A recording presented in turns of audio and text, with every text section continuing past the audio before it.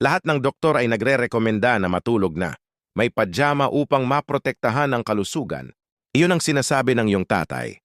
Iyon ang sinasabi ng tradisyon. Iyon ang tila halata. Pero ang mga eksperto ay kakakumpirma lang ng kabaligtaran. At kapag narinig mo kung ano ang nangyayari sa iyong katawan sa gabi ng walang damit, maiintindihan mo kung bakit ang impormasyong ito ay naitago ng matagal. Ako si Dr. Rosila at ngayon ay pag-uusapan natin ang isang paksa na kailangang maunawaan ng mga lalaki agad bago matulog ngayong gabi. Kung gusto mong malaman ang mga katotohanang walang nagsasabi sa iyo, i-like ang video na ito ngayon at mag-subscribe sa channel dahil naglalabas kami ng ganitong content linggo-linggo. Sabihin mo rin sa comments kung saan ka nanonood. Pwedeng lungsod o bansa. Dahil gustong-gusto kung makita ang reaksyon ng mga tao mula sa buong mundo kapag natuklasan nila ang mga ito. Nakatanggap na ako ng mensahe mula sa mahigit 40 bansa na nagulat na talaga. Kaya sabihin mo sa akin kung taga saan ka. Simulan natin sa basic na hindi maayos na naipapaliwanag. Ang katawan ng lalaki ay may particular na pangangailangan sa temperatura upang gumana ng maayos sa gabi. Natural na bumababa ang temperatura ng katawan kapag pumapasok sa malalim na tulog at ang paglamig na ito ay senyales na biological na nagsasabi sa katawan na oras na para mag-repair, mag-restore at i-regulate ang mga hormone. Ang problema ay ang pajama. Lalo na yung gawa sa synthetic fabric o makapal na cotton ay nakakaabala ng malaki sa prosesong ito ng paglamig. Naiipit ang katawan sa init. Nagiging putol-putol ang malalim na tulog at gumising ka na akala mo ay nakapahinga. Pero sa totoo ay buong gabi ay nasa alert mode ang katawan. Ngayon dumating na ang parte na nagulat pa sa mga eksperto. Ang bahagi ng genital ng lalaki ay sensitibo sa temperatura. Sa paraang higit pa sa ginhawa, ang tamod testicles ay gumagana ng pinakamainam sa temperatura na 2 hanggang 3 de mababa kaysa sa panggitnang temperatura ng katawan. Hindi ito simpleng detalye, ito ay pangunahing biolohiya. Kaya ito ay nasa labas ng katawan. Kaya may mekanismo ng pag-urong at pag-relax na napapansin mo depende sa kapaligiran. Dinisenyo ng kalikasan. Ang sistemang ito ng may katumpakan dahil ang produksyon ng tamod, angas ng testosterona at kalusugan ng daluyan ng dugo sa lugar na iyon ay direktang nakadepende sa regulasyon ng temperatura. Kapag natutulog ka na may damit sa ibaba, lalo na yung masikip, nililikha mo ang kapaligiran na lading mainit sa lugar na iyon sa loob ng 6 itong wang nangyayari sa sistemang ito kapag sobrang init ito ng matagal, bumaba ang produksyon ng hormone. Lumalala ang kalidad ng tamod, naapektuhan ang sirkulasyon at mayalong oras, gabi-gabi, taon-taon. At anong mga konsekwensya ito na higit pa sa pagkakaroon ng anak? Isang pag-aaral na nailathala sa Human Reproduction Update ay sumubaybay sa mga lalaking natutulog na may brief at inihambing sa mga natutulog na walang damit. Ang pagkakaiba sa kalidad ng tamod ay 25%. 25%. Para sa mga gustong magkaanak, binabago nito ang lahat. Pero kahit hindi pa iniisip ang fertility, ang antas ng testosterona na apektado ng matagal na init sa gabi ay nakakaapekto sa enerhiya, sigla, lakas ng kalamnan, libido at maging ang mood sa araw. At may isa pang bagay na napansin ng mga researcher. Ang mga lalaking natutulog na walang damit ay mas kaunti ang pangangati, impeksyon sa fungus at problema sa balat sa bahagi ng genital. Ang mainit at basa na kapaligiran na nililikha ng pajama at brief sa gabi ay perpektong lugar para sa paglaki ng fungus at bacteria. Kailangan huminga ang balat. Ang sirkulasyon ng hangin ang libre sa loob ng maraming oras ay proteksyon na hindi iniisip ng karamihan dahil walang nagsasabi nito ng direkta. Ngayon, pag-usapan natin ang tulog mismo dahil konektado ito ng lubusan.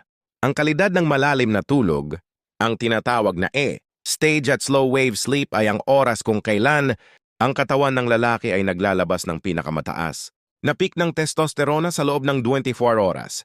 Ay ang peak na ito ay nangyayari sa pinakamalalim na yugto ng tulog at lubhang sensitibo sa temperatura.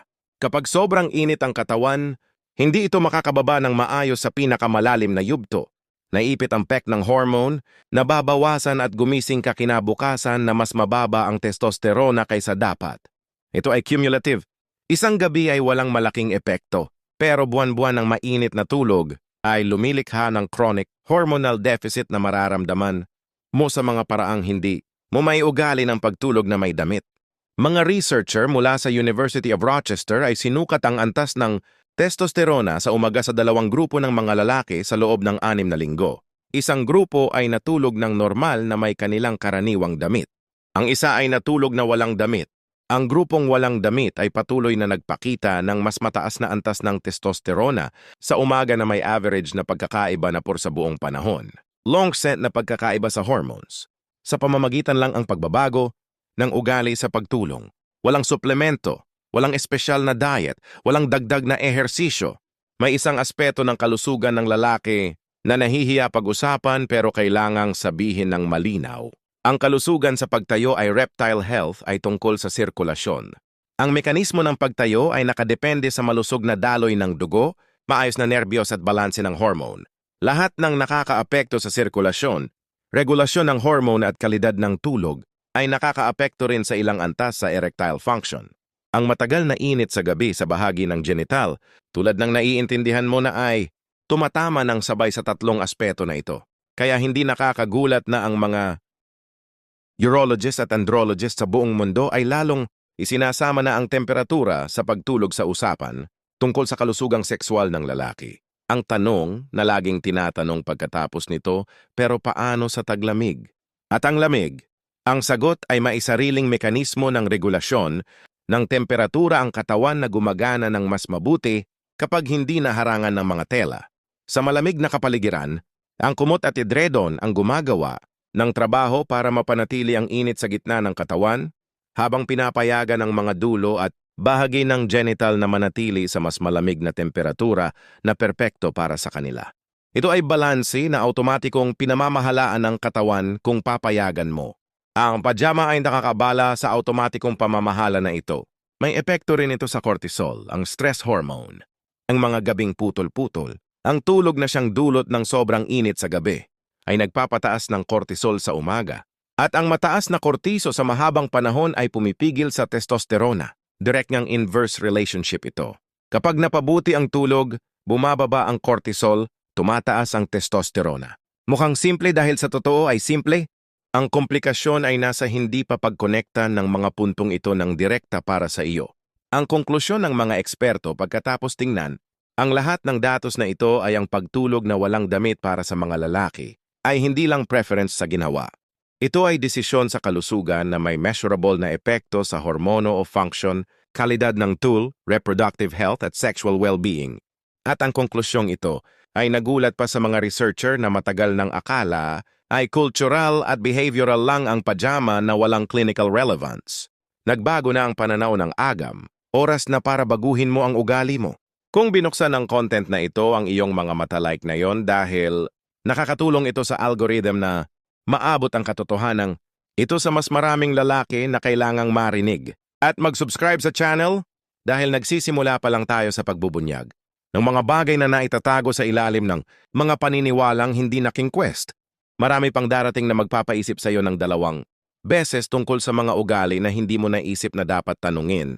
At huwag kalimutang sabihin sa comments kung saan ka nanonood. Lungsod, bansa, kahit saang sulok ng mundo. Talagang gustong-gusto kong makita kung saan nanggagaling ang mga taong nakarating sa content na ito. Ladi akong nagugulat sa reaksyon ng mga natutuklasan ang mga ito mula sa magkakaibang lugar. Hintayin kita sa susunod na